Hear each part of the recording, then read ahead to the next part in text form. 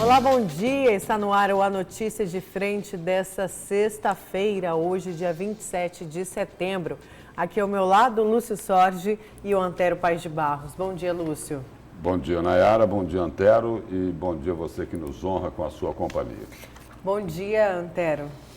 Bom dia, Nayara. Bom dia, Lúcio. Bom dia ao telespectador e telespectadora. Olha, eu quero começar a notícia de frente, indo direto para o GD, para o portal Gazeta Digital, para falar da Operação Rêmora. Vamos aqui ao GD, então, a matéria que é do Pablo Rodrigo. STF pede informações sobre pagamentos de Alan Maluf registrados em delação.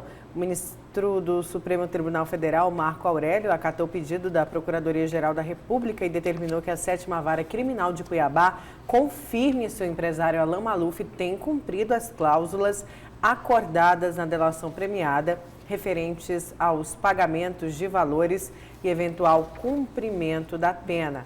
A decisão é do dia 23 e foi publicada nesta quinta, ontem, no Diário Oficial Eletrônico do STF.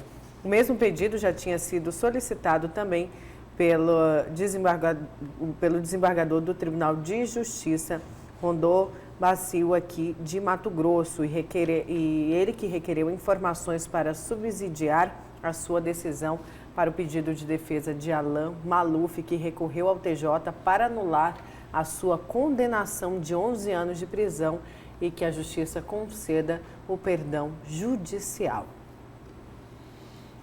Olha, eu acho que essa determinação é só um acompanhamento fiscalizatório do Supremo Tribunal Federal, porque a delação foi homologada pelo Supremo, mas ele já... Tanto é que está solicitando a 7ª Vara Criminal, é isso, né? E a 7ª Vara Criminal vai informar, eu acredito, sem conhecer os fatos, que o Alan Maluf está cumprindo com o que foi acordado na delação, né? Ele não é nenhum desavisado, ele tem bons advogados, né? O advogado dele é excelente, então, muito provavelmente, ele está cumprindo e a informação vai ser de que ele está cumprindo com aquilo que foi estipulado na delação, porque se não cumprir, ele pode perder o benefício e aí não fica bom para ele, né? Agora o seguinte, na reportagem aqui que a Nayara se referiu agora há pouco, o Ministério Público do Estado é contra o perdão judicial que foi solicitado lá pela defesa e alega que o réu não trouxe nenhuma novidade às investigações referentes à Operação Rêmora e que a colaboração não tem o Ministério Público Estadual como parte, além de não contemplar a referida ação. O Ministério Público ainda afirma que Maluf usou da sua liderança no esquema até o último segundo e só decidiu confessar os crimes após a condenação. Já a defesa de Maluf lembra que desde o dia que foi preso, em dezembro de 2016, se demonstrou disposto a colaborar, confessando os crimes a ele imputados, bem como apontando outros participantes do esquema, indicando os caminhos para a investigação. O que significa dizer que o Ministério Público daqui lutou ao máximo para evitar a delação do Alan Maluf. A verdade é essa, eles não aceitaram a delação do Alan Maluf. A delação do Alan foi homologada lá em nível federal, pelo Ministério Público Federal. Eu acho que o Ministério Público Estadual vai passar por maus bocados. Eu acho que, sem ser nesta próxima segunda-feira, onde a gente vai ter uma entrevista com o senador Jaime Campos, eu acho que na outra segunda-feira está na hora de trazer ou o Turim ou o Procurador-Geral de Justiça aqui. Porque as decisões com relação à lei de abuso de autoridade pegam em cheio o Ministério Público. Por exemplo, haverá a possibilidade de ação penal privada. Já existia a previsão de ação penal privada subsidiária da pública. Agora está mais claro ainda na lei de abuso de autoridade. Quando o Ministério Público se recusar a propor ação contra autoridades, poderá haver ação penal privada para propor essa ação. E depois de proposta, o Ministério Público tem que colaborar apresentando fatos e documentos para a sequência da ação. E tem um outro problema, Lúcio. Também na lei de abuso de autoridade, que o Ministério Público é obrigado a oferecer a denúncia em 6 meses. Quanto tempo tem aquelas imagens daquela série de deputados lá, deputado que deu tremedeira na bolsa, deputado que pegou dinheiro em caixa de papelão, deputado que caiu o dinheiro do paletó, deputado que foi flagrado pegando e contando dinheiro lá? Quanto tempo tem aquilo? Fazem 2 anos, né? mais de 2 anos. Mais né? de 2 Mais anos. de 2 E até anos. hoje, qual que foi a denúncia do Ministério Público? Agora está colocando na lei, porque aí é abuso de autoridade. Porque o Ministério Público não pode abusar da autoridade para perseguir e também não pode abusar da autoridade para esquecer, para ser um órgão seletivo. Não, este aqui eu processo, este aqui eu não processo. Então, o Ministério Público vai ter que se justificar nos 30. Né? Por exemplo, a questão dos conselheiros do Tribunal de Contas. Tem 2 anos esse lenga-lenga. Qual que é a denúncia do Ministério Público contra os conselheiros do Tribunal de Contas? Até hoje não teve. Agora eles foram compelidos a dar uma opinião e deram uma opinião seguinte: olha, preste atenção aí na gravação. Não fizeram a denúncia. Tem mais de 2 anos o afastamento. No direito é proibido a questão da antecipação da pena. Então, o advogado do senhor Alain Maluf está dizendo aí que ele tentou sim fazer a delação aqui. E muito antes dos acontecimentos serem revelados. E depois fez a ação lá. E o Ministério Público aqui não querer que o Alain receba esses benefícios, ele já recebeu os benefícios do Ministério Público Federal e do Supremo Tribunal Federal. Se ele cumprir com tudo que está no acordo de delação, ele será proprietário, sim, desses benefícios. Ele gozará desses benefícios. Eu quero saber agora os destaques de vocês para hoje. Vamos começar com o seu destaque, Lúcio? Vamos lá, Nayara. O meu destaque aí é para uma manifestação do presidente da Câmara de Cuiabá, o vereador Misael Galvão. Aí o destaque é o seguinte: na semana passada, o presidente da Câmara foi intimado, né, para que em 48 horas ele reinstalasse, fizesse voltar a funcionar a CPI lá, que é intitulada como CPI do Paletó, para investigar o prefeito Emanuel Pinheiro.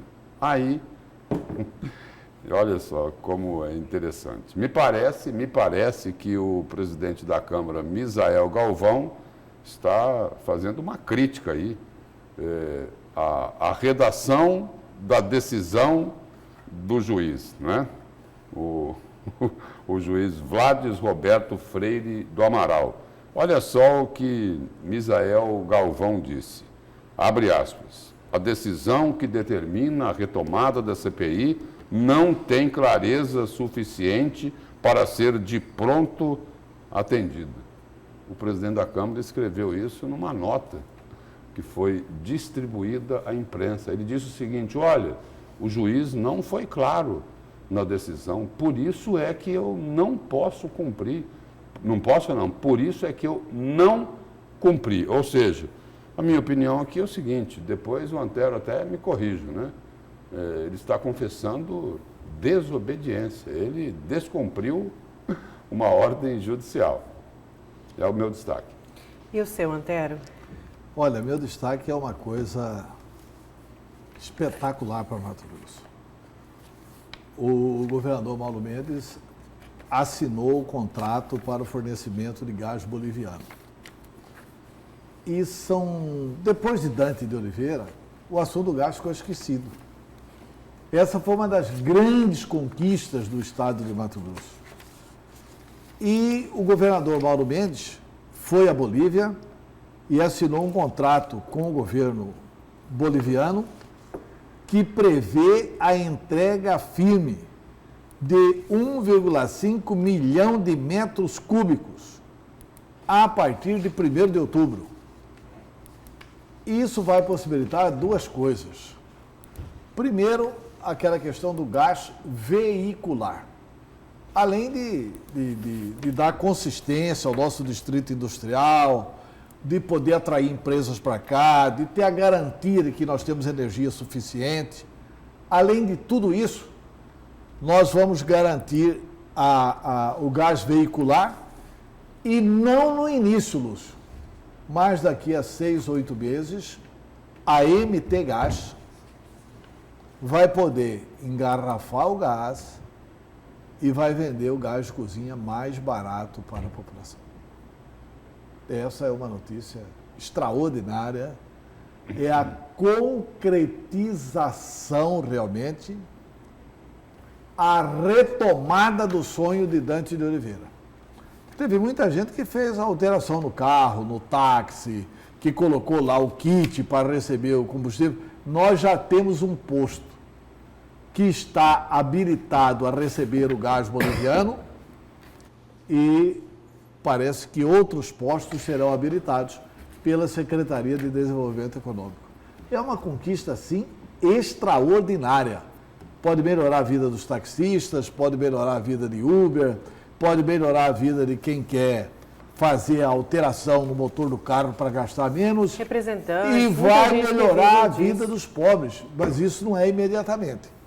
Porque o gás de cozinha sendo vendido mais barato vai ser uma conquista extraordinária do governo Mauro Mendes. Então, esse vai ser meu destaque, a questão do gás boliviano.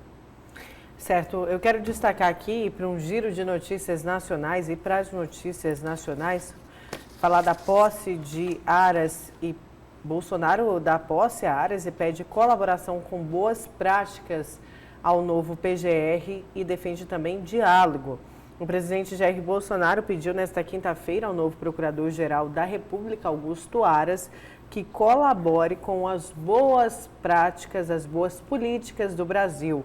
Durante a cerimônia de posse, Bolsonaro afirmou que a escolha para o cargo foi difícil em função dos diversos quadros do Ministério Público Federal, que poderiam assumir a função, e classificou Aras como guerreiro. Em seu discurso, Aras não falou sobre a Operação Lava Jato e afirmou que a tônica de sua gestão será o diálogo. Aras teve a indicação chancelada na quinta-feira com 68 votos a favor e 10 contra no Senado. Então, aí a posse de Augusto Aras para a PGR. E ainda falando dessa questão da Lava Jato, né? Muitos eu escutei ali cientistas políticos, alguns analistas políticos também falando, olha, quando o Renan Calheiros aprovou a indicação de Augusto Aras, a gente tem que assustar um pouco, mas na verdade foi uma aprovação quase que unânime, né, Antero e Lúcio, no Senado. 68 votos é muita coisa. E é um procurador, agora é o procurador da República, que ele pode se dizer que transita aí entre esquerda, direita e centrão? Olha, tomara que ele seja independente. Porque a procuradoria ligada ao governo Bolsonaro seria um negócio assim de um atraso secular na instituição do Ministério Público. Mas eu acredito que o Augusto Aras vai se comportar de forma independente. Ele não vai, quando chega no auge da sua carreira, querer se desmoralizar e não fazer um bom mandato. Eu acho que essa é a eficiência do funcionamento da instituição Ministério Público. E o presidente Jair Bolsonaro falou assim, olha, você não é governo, interfira onde tem que interferir. A fala do presidente Jair Bolsonaro na cerimônia de posse lá do Procurador-Geral da República, Antônio Aras.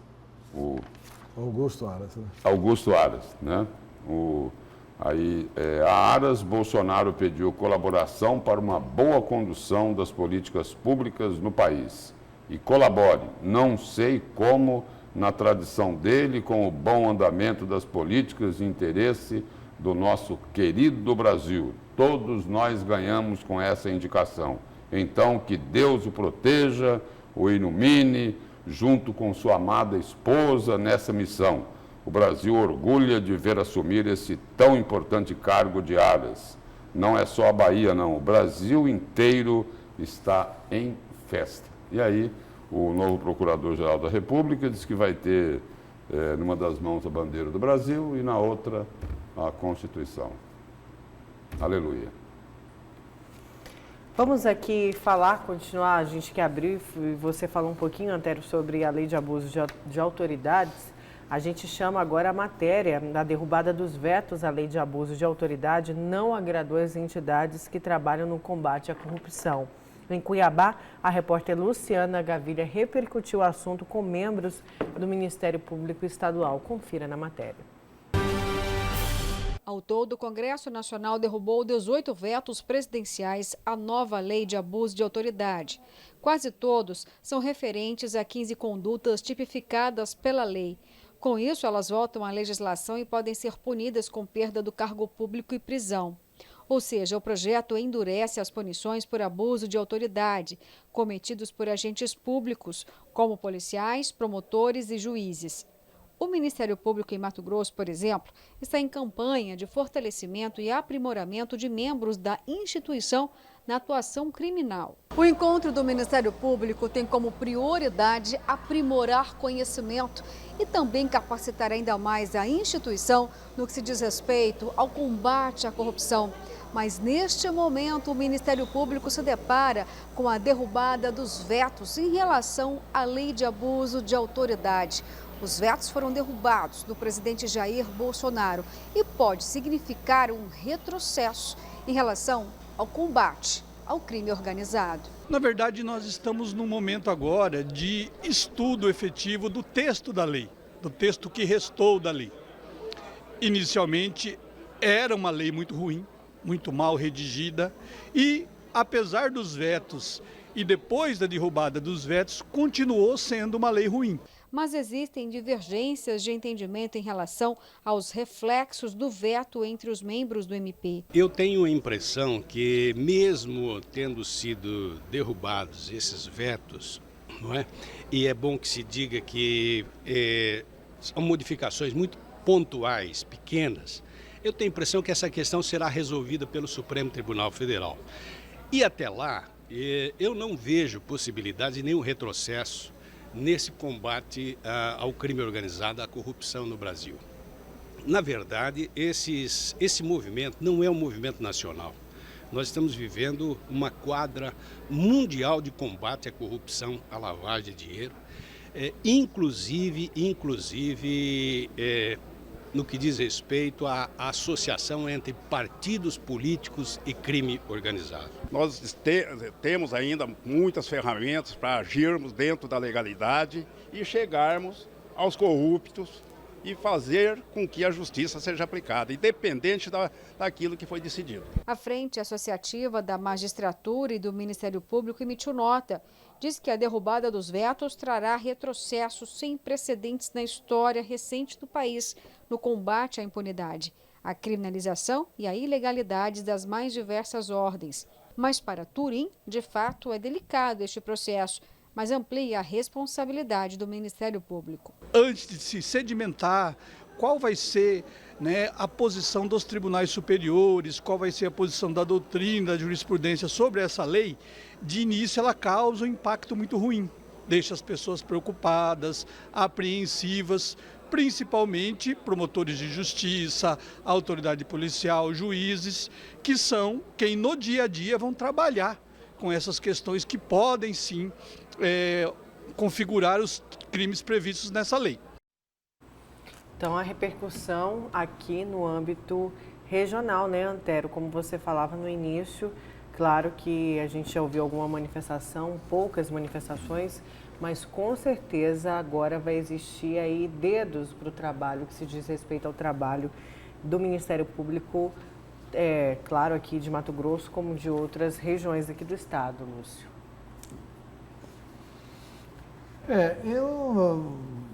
Pelo menos o ânimo do Ministério Público é continuar trabalhando normalmente, né? Isso é bom, né? E estão confiantes de que eles vão alegar e vão recorrer ao Supremo Tribunal Federal. Quem vai julgar isso aí é o Poder Judiciário, é o Supremo. É evidente que vamos ter uma enxurrada de ações contra essas aprovações pelo Congresso Nacional. Eu quero ir aqui para uma notícia do GD, do portal Gazeta Digital. Dinheiro da Assembleia. Baiano Filho é acusado de comprar votos com gasolina na Assembleia Legislativa. A matéria do Tiago Andrade, do GD, do portal Gazeta Digital. O ex-deputado estadual Baiano Filho está sendo investigado pela Polícia Federal por um de seus funcionários ter usado o cartão corporativo da Assembleia Legislativa em transações suspeitas durante o pleito de 2018. Para aprofundar as investigações, a polícia requereu mandado de busca e apreensão aos pertences do ex-deputado.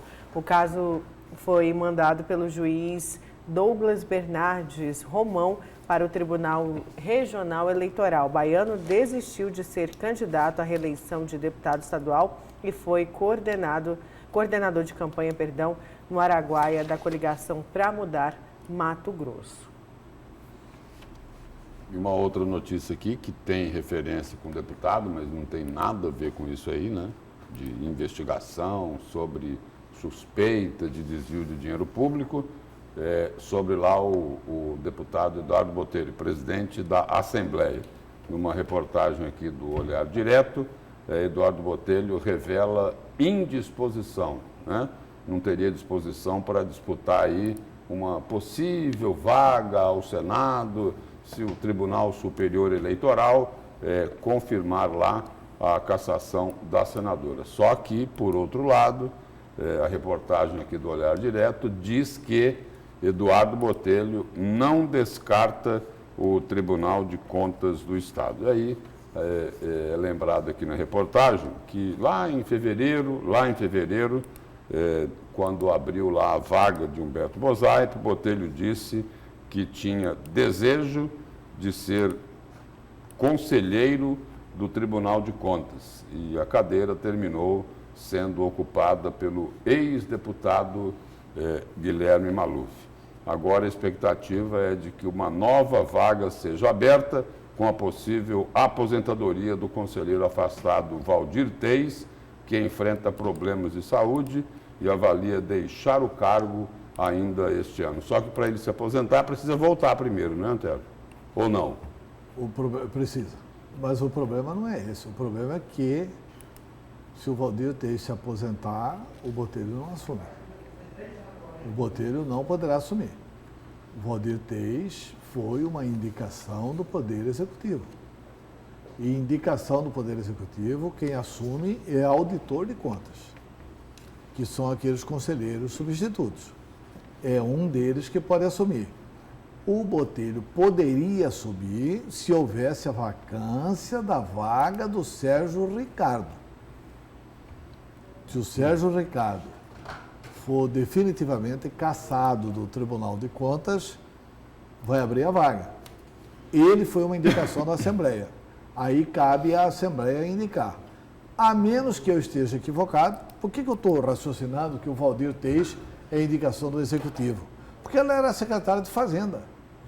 Né? Como o Walter Albano foi do Executivo, Antônio Joaquim foi do Executivo, Novelli foi do Executivo, eu estou entendendo que também o senhor Valdir Teis foi do Executivo.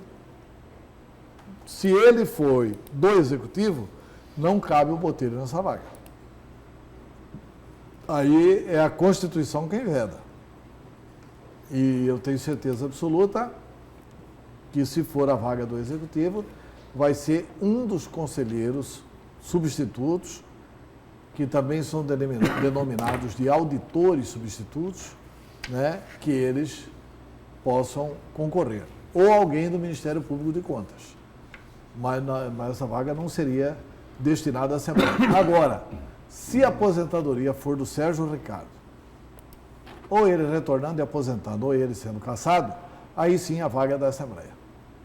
Aí, nesta hipótese, cabe à Assembleia indicar, e ninguém é mais líder na Assembleia que o deputado Eduardo Botelho. Quando perguntaram para ele, aí, tem interesse lá no Tribunal de Contas? Ele falou, olha, não tem vaga ainda. Não tem mesmo. Não tem vaga. Mas, Lúcio, deve estar muito próximo o deslinde da situação do Tribunal de Contas. E, na minha opinião, por tudo que eu li sobre todo o noticiário a respeito dos conselheiros afastados, dificilmente o voto do juiz, do ministro do STJ, será diferente do que determinar o retorno dos conselheiros. Quais eram as grandes acusações? Ah, tem acusação aí que Novelli e Sérgio Ricardo pegaram nota promissória, etc. e tal. Depois, o que tem no noticiário? Que não existe nota promissória nos autos. Depois que disso as notas promissórias sumiram. Depois disso aí, os únicos fatos novos que ocorreram foi uma manifestação recente do Ministério Público, da ex-procuradora-geral da República, Raquel Dodge, que ela teria lá orientado, né, ou solicitado, ou sugerido ao ministro do Superior Tribunal de Justiça que se atentasse lá para a quebra do sigilo telefônico dos conselheiros e também para o depoimento ou uma delação, né, de um advogado que era o dono daquele terreno, que foi vendido para o governo de forma superfaturada, e aí as denúncias dizem o seguinte, que o superfaturamento era para distribuir propina para os agentes públicos, e foi isso aí que a ex-procuradora Raquel Dodge sugeriu lá para que o ministro do Superior Tribunal de Justiça ficasse atento nesses dois pontos. Prestasse atenção. Com relação aos telefones, tem-se a informação que tem 12 ou 14 telefonemas gravados do conselheiro Sérgio Ricardo. E mais umas 70, 80 ligações para o telefone do Tribunal de Contas. Mal que não para o geral do Tribunal de Contas, mas não se tem o conteúdo daquilo que foi conversado. Ponto. Com relação à delação, por tudo que foi divulgado na mídia, há uma confissão do Silval, há uma tentativa de envolver o deputado federal Carlos Bezerra, né? Que tem a ver com esse terreno superfaturado. Com esse terreno do Renascer. E, enfim, mas, de posse disso, o ministro tem que decidir. O ministro tem que decidir.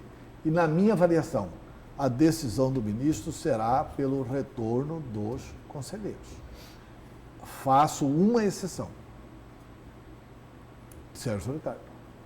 A situação do Sérgio Ricardo E lá na delação... mais difícil do que a de todos os outros conselheiros. Até porque é o seguinte, ele foi afastado 2 vezes, né? Mas não é só por isso. Não, mas só foram 2 afastamentos, né?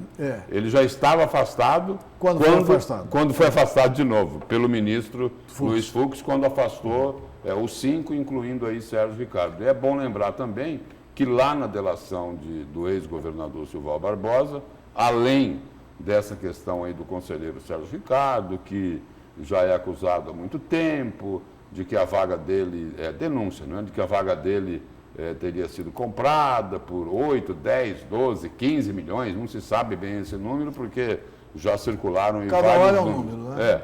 E na delação do ex-governador Silval Barbosa, além dessa questão do conselheiro Sérgio Ricardo, também foi colocado lá de que o acordo para o pagamento dessa suposta propina de 50 e poucos milhões de reais, dividido lá em várias promissórias, teria sido feito de acordo com o Silval Barbosa. Este acordo de pagamento da propina teria sido feito também com o conselheiro José Carlos Novelli. Sim, é isso, né, Zé? Que ele teria conversado com o conselheiro Novelli e Sérgio Ricardo, né? Mas isso aí, só ele falar, não basta, né? Ele tem que comprovar essa situação toda, né? Vamos então para o nosso primeiro intervalo. Na volta a gente continua com a notícia de frente. Não saia daí.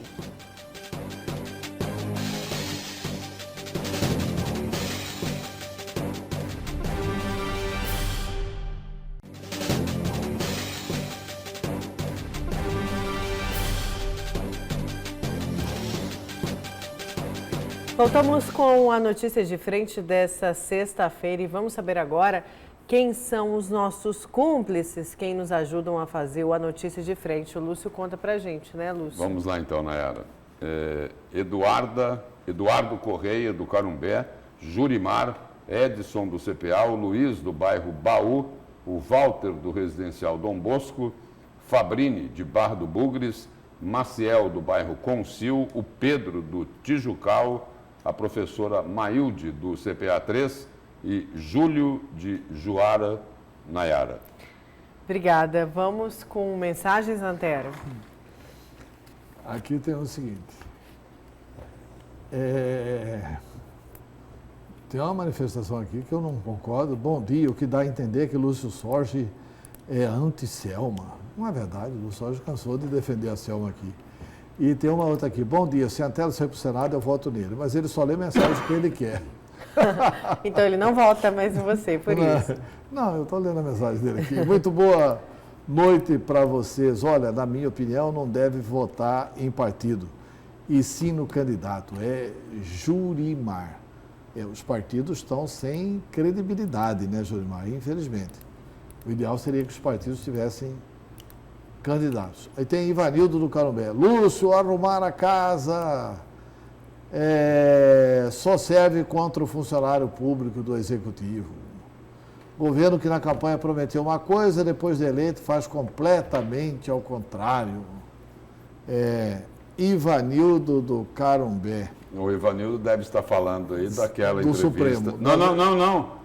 Acho que talvez, ele falou, como ele utilizou o termo arrumar a casa, talvez ele esteja se referindo lá às declarações do vice-governador Otaviano Pivetta, que utilizou essa expressão aí na entrevista, de arrumar a casa. E aí logo depois ele falou, olha, lá na Secretaria da Educação, na Administração Central, tinha mais de 1.000 servidores, agora tem 500 e pouco. Lá na infraestrutura ICECID tinha mais de 600, agora tem menos de 300. Talvez seja essa a referência aí do Ivanildo.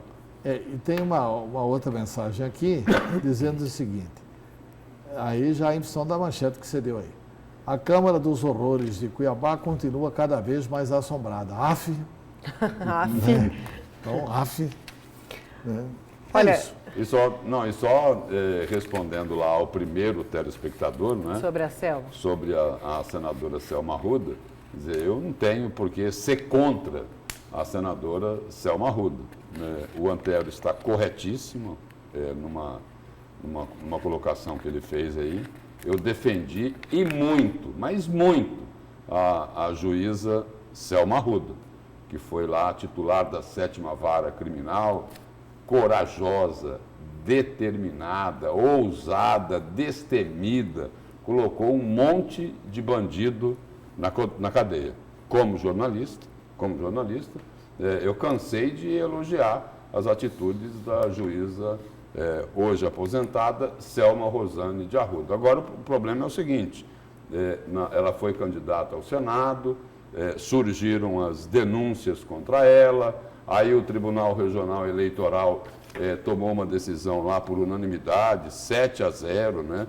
Decidiram lá pela cassação do mandato dela, sob acusação lá de abuso do poder econômico e prática de caixa 2. E aí, o seguinte, quando Selma Arruda era juíza, eu era jornalista. Agora, no caso do TRE, ela senadora cassada, eu continuo jornalista. Eu coloco e continuo colocando as minhas opiniões. Eu também não disse o seguinte, porque quem tem condição de baixar uma sentença é o judiciário. Quem cassou o registro da senadora foi o Tribunal Regional Eleitoral. E aí, a nossa missão aqui é de informar. Nós damos a notícia. E, vez ou outra, emitimos aí uma opinião, mas não sou contra a senadora Selma Arruda de jeito nenhum. Olha, e na bancada do Jornal do Meio-Dia desta quinta-feira, o deputado estadual João Batista falou da possível candidatura de Gisela Simona à Prefeitura de Cuiabá e cobrou mais uma vez a implementação da progressão de carreira dos servidores do Estado. Confira na reportagem. Deputado, fala aqui em cobranças, que o senhor está fazendo cobranças sobre progressão de carreira. Agora, no momento que o governo disse que não tinha condições de pagar nem a RGA nesse ano, seria possível essas progressões de carreira? Porque isso envolve aí aumento salarial, né? Ou pelo menos reajuste. Então, na verdade, nós temos um cenário a ser analisado. Para que essas progressões aconteçam esse ano, ela, obviamente, foi necessário que se colocasse no orçamento do ano passado. Então, as progressões, elas estão contidas no orçamento desse ano. Na verdade, nós temos duas situações. Uma é cobrar a celeridade nessas progressões de carreira, né, que já estive inclusive com o secretário Basílio e nos colocou lá que está com problema realmente em alguns setores, porque o efetivo naquela parte administrativa ali não estava sendo suficiente, mas que está dando essas progressões.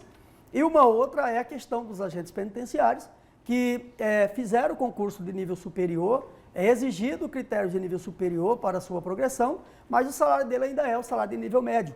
Tanto é que o salário de agente penitenciário é o menor salário da área de segurança pública hoje aqui do estado de Mato Grosso. Então nós temos duas pautas concomitantes. Mas os agentes estão pedindo aumento salarial agora? Não, estão pedindo que na LDO que tramita na Assembleia seja colocado a previsão para que possa ser negociado isso a partir do ano que vem. Agora, diante da decisão por 6 votos do STF que diz que agora, por exemplo, o Executivo não é mais obrigado a pagar o RGA, como fica a situação de Mato Grosso? Já que, diante inclusive daquela greve da educação, o governo disse que se as contas melhorassem, o RGA do próximo ano, por exemplo, a RGA estaria garantida. Olha, primeiro que os anexos que o governo mandou para a Assembleia Legislativa, substituindo aquilo que estava contido na LDO que ele mandou, já demonstra que nós vamos ter aumento na receita. Nós temos anexos lá que prevê aproximadamente um déficit aí de em torno de 300 e poucos milhões, quando, na verdade, apresentava muito maior. Isso antes de ser votado o PL 53. E nós sabemos que, além do royalty do petróleo que o estado de Mato Grosso vai receber alguma coisa até o final desse ano aqui, nós temos aí a votação do PL 53. Vai incrementar, o governo diz que em torno de 700 milhões. Mas nós temos economistas aí que já falam de forma mais otimista e acreditam que vamos ultrapassar 1 bilhão. Sobre esse assunto aí, tem algo aí que precisa ser melhor explicado, né? Em relação ao orçamento para o ano que vem. Primeiro, ia ter déficit. Aí o seguinte, os deputados reclamaram, apareceu um superávit de 120 milhões. Agora, o secretário de Fazenda disse que vai ter um déficit de 600 milhões. Afinal de contas, vai ter déficit ou vai ter superávit? Olha, nos anexos que ele encaminhou para a Assembleia Legislativa, o qual eu tenho contato, foi apresentado lá um déficit de aproximadamente 300 milhões. Mas, Lúcio, no governo passado, e quem fechou o orçamento para esse ano, por exemplo, foi o atual governo. Mandaram depois que ele ganhou a eleição. A equipe econômica que hoje se encontra lá é a equipe do governo passado. Eles mandaram uma peça lá para a Assembleia Legislativa com um déficit de 1 bilhão e 700. Então o governo ele pode fazer essa, eu não digo nem maquiagem mais política. Esse de 1 bi 700 é para esse ano, 2019. Isso. Mas já entraram num acordo como que vai ficar o ano que vem? Não, aí os anexos que ele mandou para lá tem um déficit de aproximadamente 300 milhões. Mas se ele quiser refazer isso, porque é uma estimativa, na verdade, ele não está garantindo que o Estado vai arrecadar aquilo, ele não está garantindo que o Estado vai gastar aquilo. Ele está fazendo uma estimativa. Então, se ele quiser melhorar o que ele vai propor para investimento, principalmente nos serviços públicos essenciais, ele vai poder fazer. O PROS aqui de Mato Grosso coloca o bloco na rua com a suplente de deputada federal Gisela Simona, candidata a prefeita de Cuiabá? Olha, Lúcio, política é algo que eu estou aprendendo, política é a arte da construção. A Gisela é um excelente quadro, está preparada. Se houver, vamos dizer, o cenário apropriado para isso, ela quer tudo aquilo que for bom para a capital de Mato Grosso, para o estado de Mato Grosso. Hoje ela está como secretária adjunta de Defesa do Consumidor, exatamente porque é uma área que ela gosta muito. Tem se preparado em todas as demais áreas da gestão pública e se for realmente, tiver o cenário adequado e a sociedade quiser, a gente pode estar lançando a Gisela. E disse mais, né, que não há pretensões de composição, né, Lúcio, de que Gisela seja vice de alguém. Segundo o deputado João Batista, do PROS, esta seria uma posição do Diretório Nacional do partido, né?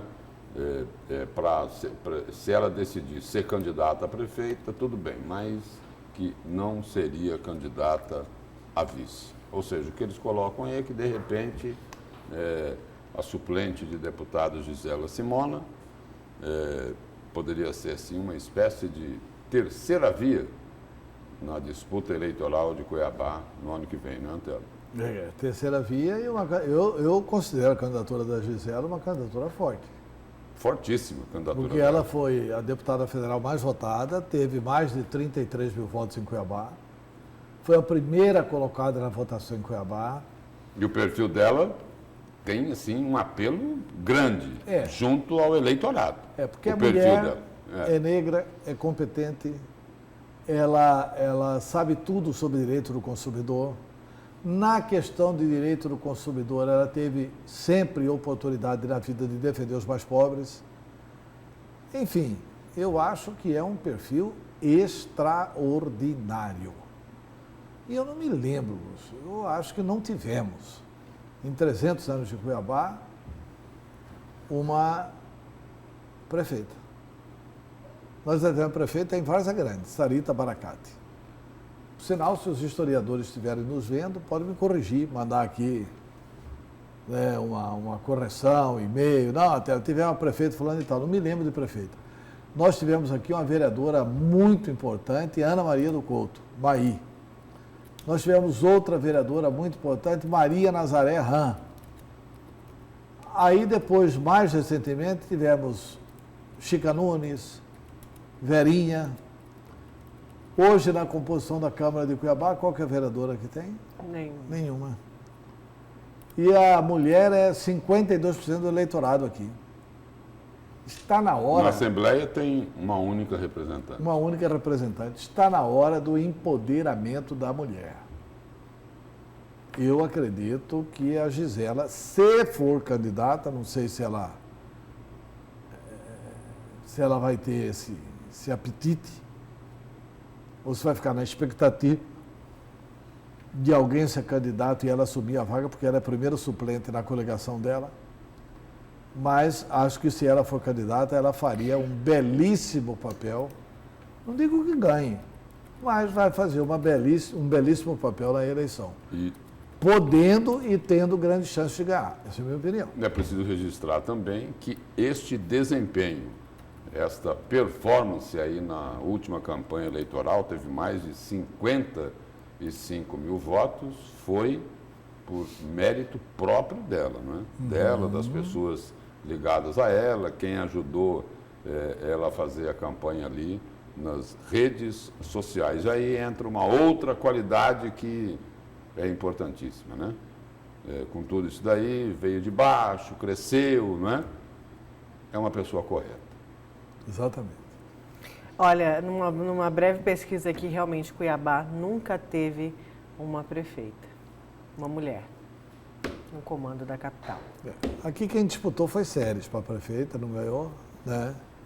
E agora é Gisela. Chegou a vez da Gisela disputar, né? Não sabemos se ela ganhará a eleição, porque se soubesse também ficava fácil, né? Mas ninguém sabe, a gente sabe apenas que ela é competente. Antério, vamos para o seu destaque? Vamos. O meu destaque é o seguinte: o governador Mauro Mendes, ele está acabando de retornar de um giro internacional.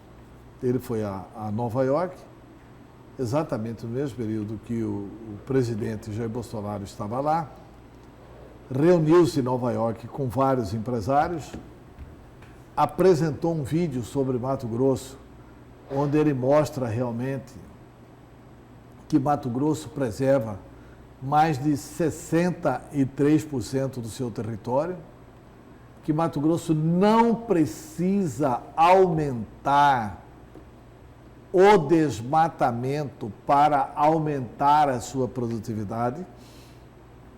Ele demonstra claramente, inclusive, que o grande projeto do governo dele, nisso ele saiu na frente, inclusive do presidente Jair Bolsonaro, que o grande projeto do governo dele é exatamente na questão ambiental, ele estabelecer o desmatamento ilegal zero. Veja bem o que nós estamos falando. Não é que ele vai proibir alguém que tem uma área de cerrado de desmatar lá os 75% que são legalmente autorizados para desmate na área de cerrado. O que ele está dizendo é que ele não vai autorizar nenhum desmatamento ilegal e que vai fiscalizar através dos investimentos que fez em satélites brasileiros e americanos. Saindo dos Estados Unidos, voltando ao Brasil, o governador cumpriu uma extensa agenda na Bolívia.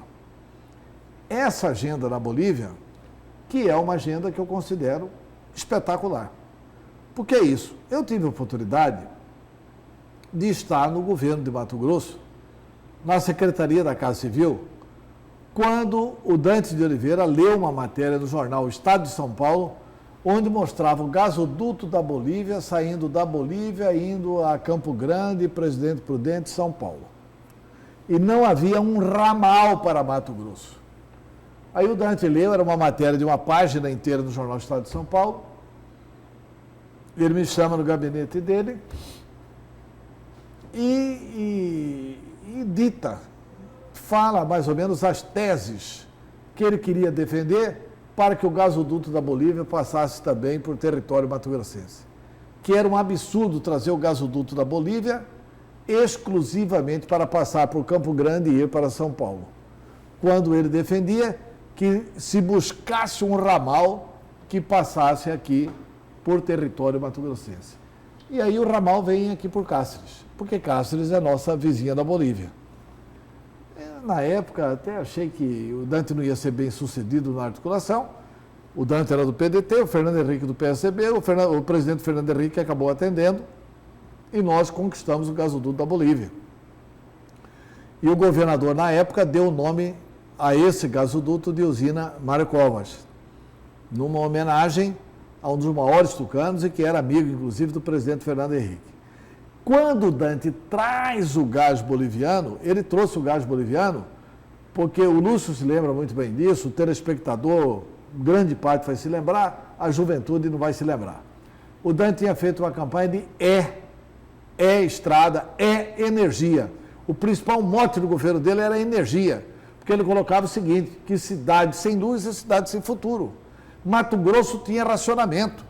Quando o Dante assumiu, várias cidades de Mato Grosso sofriam racionamento de energia elétrica. Quem trouxe independência energética para Mato Grosso foi o governo Dante.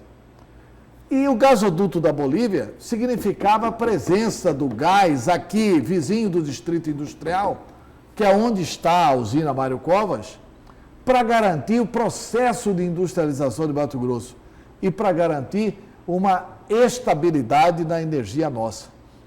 E para garantir a possibilidade de atrair o empresário. Pois bem, depois que Dante saiu do governo, nenhum de seus sucessores tocou no assunto do gasoduto da Bolívia.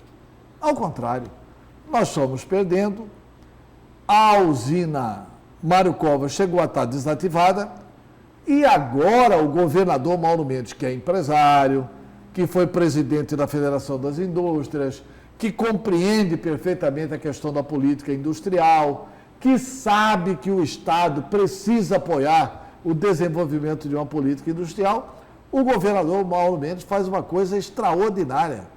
Ele vai à Bolívia e assinou com o governo boliviano um contrato lá em Santa Cruz de la Sierra, com a presença do presidente Evo Morales.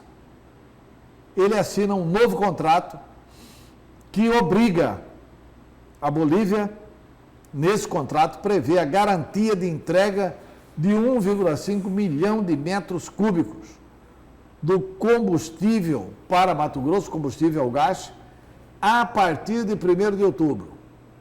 O fornecimento foi pactuado entre a Companhia Mato Grossense de Gás, MT Gás, e a estatal boliviana Yacimientos Petrolíferos Fiscales Bolivianos, com a intenção de que, em curto prazo, seja criada uma sociedade entre as duas estatais para expandir a cadeia do gás natural.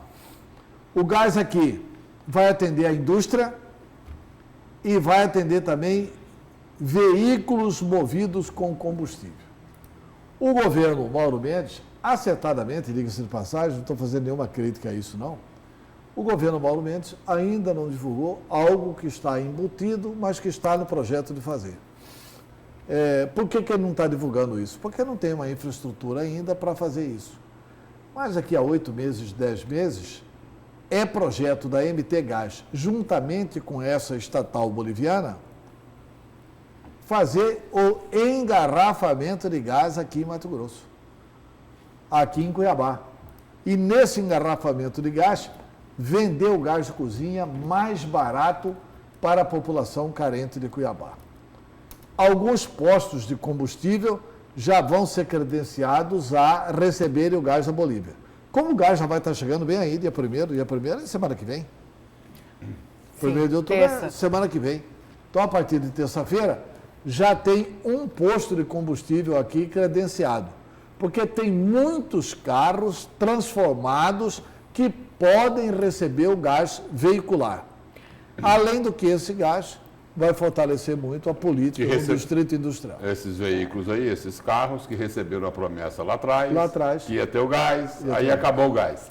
A redenção também do governador, porque quase que ele tributa as energias renováveis naquele pacote da mini-reforma dos incentivos fiscais, quase que as energias renováveis têm uma grande tributação.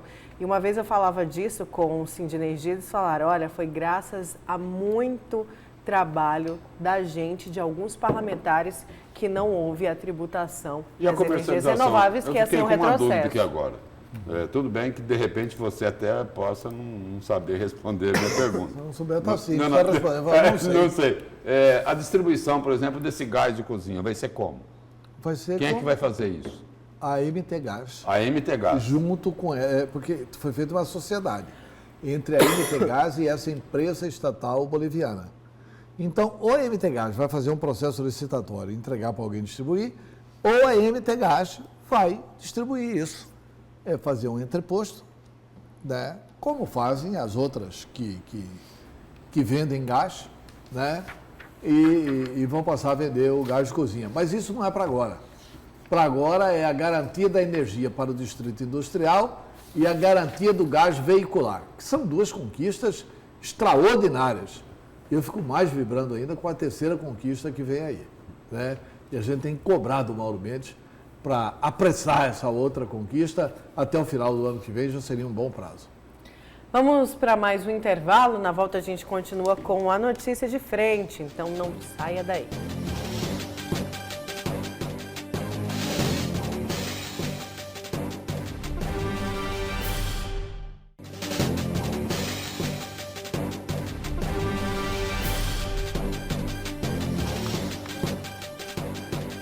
Voltamos com a notícia de frente e analisando um recurso extraordinário com repercussão geral reconhecida, o Supremo Tribunal Federal decidiu que a revisão geral anual não é obrigatória, mas o Fórum Sindical entende que os servidores de Mato Grosso não serão afetados por essa decisão. Então, confira na reportagem o motivo. O Supremo Tribunal Federal abriu a possibilidade de que os estados deixem de pagar a revisão geral anual para os servidores. Por 6 votos a 4, o Executivo agora pode apresentar uma justificativa para o Legislativo sobre o não pagamento. Em relação a esse assunto, eu converso agora com Edmundo César Leite, que é presidente do SIMPAEG, o Sindicato dos Profissionais da Área Meio do Poder Executivo aqui de Mato Grosso. Eu primeiro quero que você explique qual é a função desse sindicato, o que vocês estão representando. Então, o nosso sindicato ele representa a área meio do Poder Executivo. O que é a área meio? É o setor administrativo do Estado. Nós fazemos a nossa contabilidade geral do Estado, a distribuição da receita, a contabilidade do Estado novamente e a folha de pagamento mais importante. Então, nós conhecemos os números do Estado de Mato Grosso. Já que você representa esse sindicato que conhece os números do Estado, essa decisão do STF implica em alguma coisa aqui em Mato Grosso em relação à RGA? Não. Mato Grosso, ele não vem ser atingido em nada com essa irresponsabilidade do Supremo Tribunal Federal. Por quê? O Mato Grosso já tem lei própria do RGA, criada lá em 2004 pela Lei 8.278. Nós temos uma lei que está suspensa pelo Tribunal de Contas, que na nossa ótica é uma invasão de atribuições, né? A 10.572. E agora, recentemente, em janeiro de 2019, já no governo Mauro Mendes, nós conseguimos que a RGA se mantivesse viva e forte para os servidores públicos do Estado de Mato Grosso. O que significa, então, essa decisão do STF? Não significa que os servidores vão ficar sem a RGA? Eu acredito que não e tenho certeza. Por quê? O Supremo Tribunal Federal simplesmente disse: não procure o judiciário para rever as perdas inflacionárias, porque esse é um poder discricionário dos governantes. Agora, no Mato Grosso, especificamente onde nós vivemos, não tem justificativa para não pagar a RGA para o servidor, né? Nós somos um estado pujante, nós estamos um estado que teve uma mini reforma agora, só do FETAB 2, já apresentada agora pelo secretário de Fazenda, Rogério Grado, na última audiência pública, já superou a expectativa, já arrecadou-se 700 milhões a mais do que estava previsto com a implantação da mini-reforma que o governo Mauro Mendes propôs lá na Assembleia. Mas o senhor não acha que essa decisão do STF acaba abrindo uma brecha para o Estado, já que a gente teve uma greve aí extensa da educação e uma das reivindicações era a RGA, que o Estado se negou a pagar? Não, a principal reivindicação da educação era, além da RGA, era a lei da dobra, né? Que tinha 7 pontos alguma coisa para ser implantada na folha deles e o governo não queria fazer isso. E também não poderia dar só a RGA para a educação, porque a RGA é para todos os servidores do Executivo. Até porque no Tribunal de Justiça já tem sua RGA implantada, no Ministério Público, e nós estamos aqui com o patinho feio lutando por causa de 2%, que o Tribunal suspendeu a aplicabilidade deles.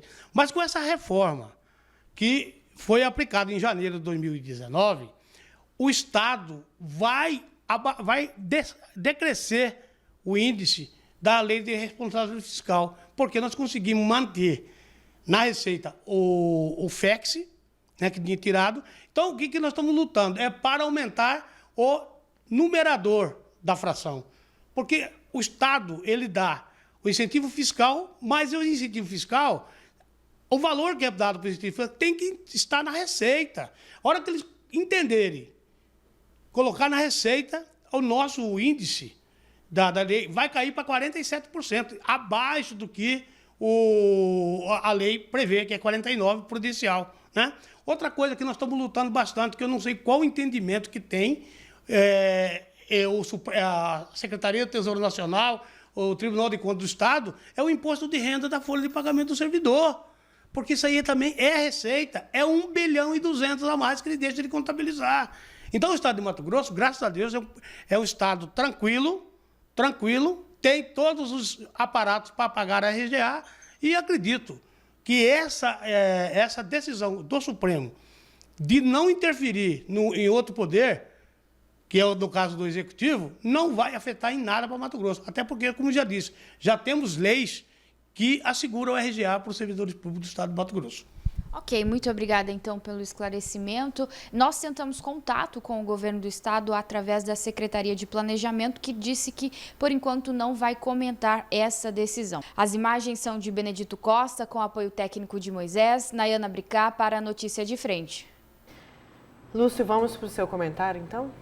Vamos lá, o meu comentário de hoje é para falar aí sobre as decisões judiciais aí, em relação à Câmara de Cuiabá, sobre a CPI do Paletó, que estava suspensa, e aí houve uma decisão na semana passada determinando ao presidente da Câmara que fizesse funcionar, né? Ele deu um prazo de 48 horas para reinstalar a CPI do Paletó. E ontem o presidente Misael Galvão disse o seguinte, que a decisão não tem clareza suficiente para ser atendida.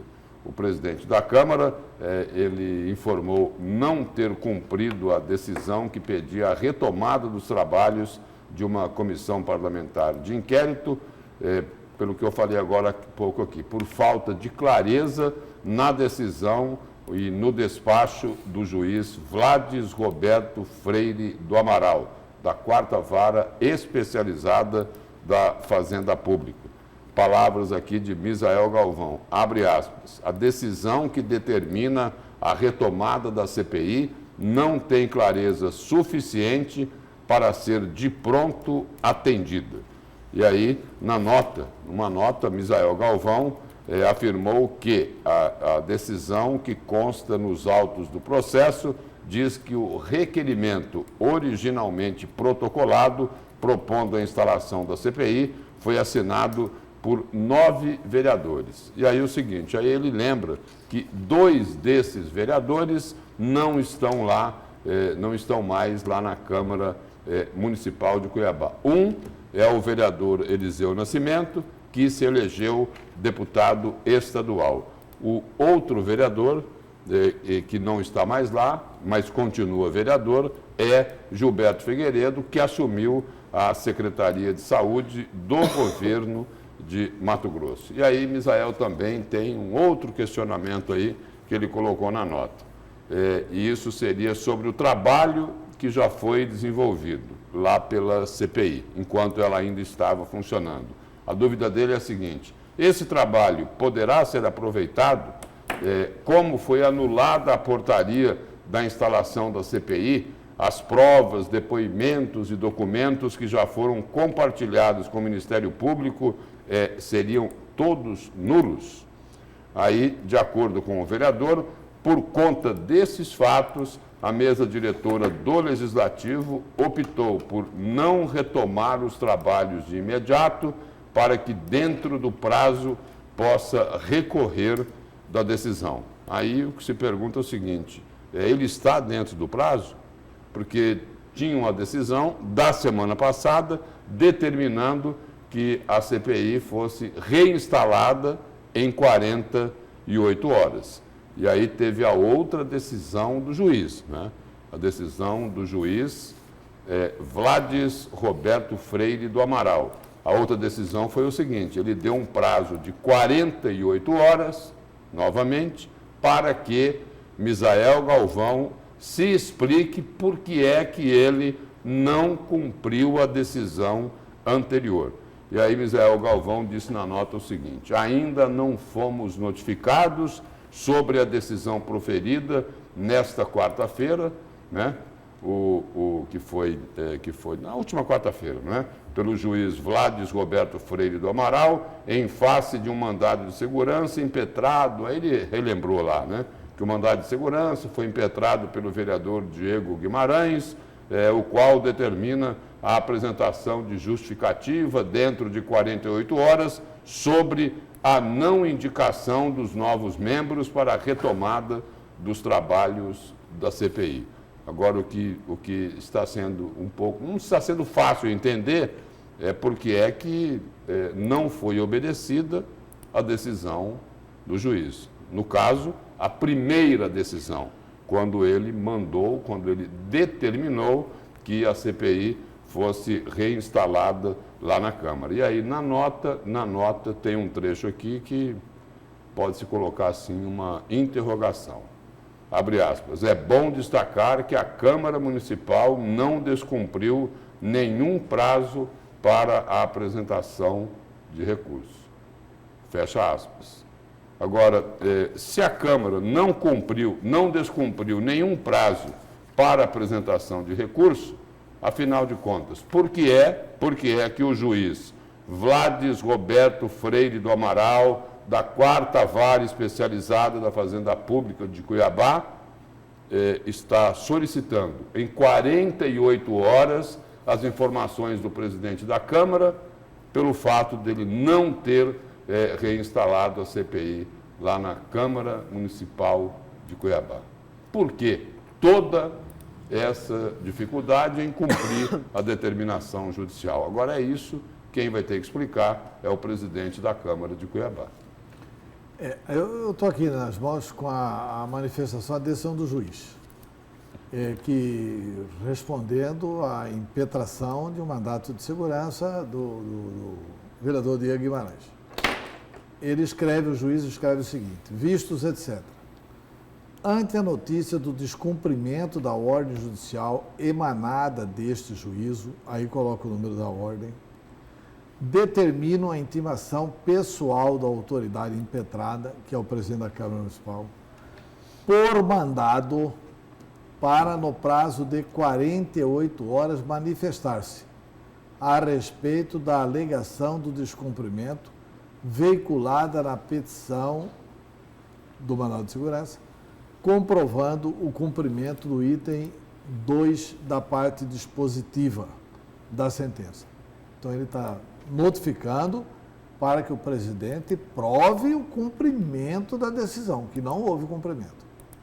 Sob pena de imposição de multa, artigo 536, parágrafo 1º do Código de Processo Civil, e sem prejuízo de outras medidas, artigo 26 da Lei do Mandado de Segurança. Essas outras medidas, que é uma coisa arriscada para o presidente da Câmara. Que as outras medidas, se o magistrado entender, eu tenho certeza que o Misael não fez isso. O Misael não fez, de caso pensado, descumprimento de ordem judicial. O que eu acho é que o Misael tem que se cercar melhor, porque isso aqui pode dar prisão. Se chegar lá para o juiz a informação... A prisão por ele não ter aberto. Claro. Se o juiz deu uma ordem para abrir a CPI em 48 horas e 48 horas depois chega lá para ele essa nota oficial. A decisão que determina a retomada da CPI não tem clareza suficiente para ser de pronto atendida. O juiz vai mandar cumprir a ordem e, enfim, tomara que não aconteça isso, porque eu tenho certeza que o Misael é uma pessoa de boa fé, que o Misael não deve ter se equivocado nisso.